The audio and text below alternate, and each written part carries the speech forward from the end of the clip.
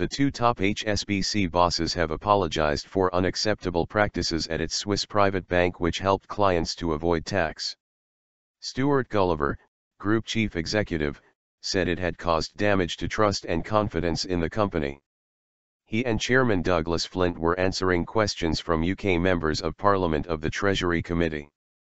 Mr. Flint said he felt shame and would take his share of responsibility for Swiss private bank failings.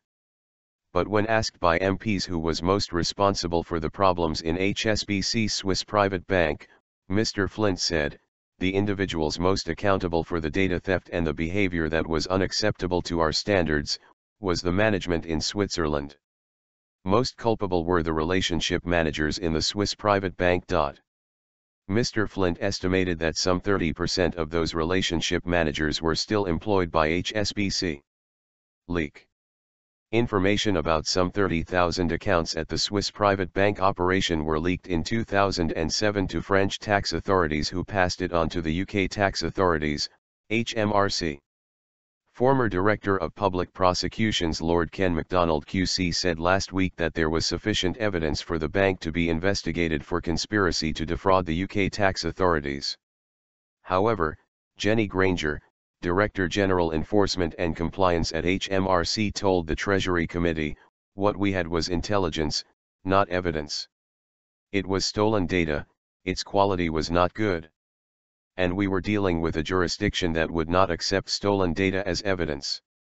Lynn Horner, Chief Executive of HMRC, said that earlier this week the French authorities had approved wider use of the stolen Swiss data. The individuals most accountable for the data theft and the behavior that was unacceptable to our standards, was the management in Switzerland. Douglas Flint, HSBC Chairman. Fines and probes. HSBC has been involved in a range of banking scandals, including foreign exchange manipulation and rigging of international interest rate benchmarks. When asked about the wider list of allegations and investigations into HSBC by international regulatory authorities, Mr. Flint said, "It's a terrible list." Despite reforms, he said he could not exclude the possibility of further problems emerging. He said the task of reforming HSBC will always be ongoing. The committee's chairman, Andrew Tirry, asked him what the prospects were of another rotten bit of HSBC popping out of the woodwork. Mr. Flint replied, in relation to not having line of sight to what's happening at lower levels in the organization, I think the control environment because of the progressive implementation of a single set of standards is very much stronger than it was in the past. No tax purpose.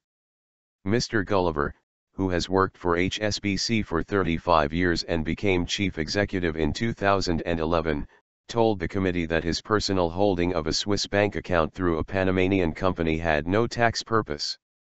He said the arrangement only reflected a desire for privacy from his colleagues at HSBC in Hong Kong. He said, it was purely about privacy from colleagues in Hong Kong and Switzerland. We had a computer system back in the day that allowed everybody to inquire into staff accounts. I was amongst the highest paid people and I wished to preserve my privacy from colleagues. Nothing more than that. Mr. Gulliver told the committee he had followed the letter of the law of the UK non-domicile rules.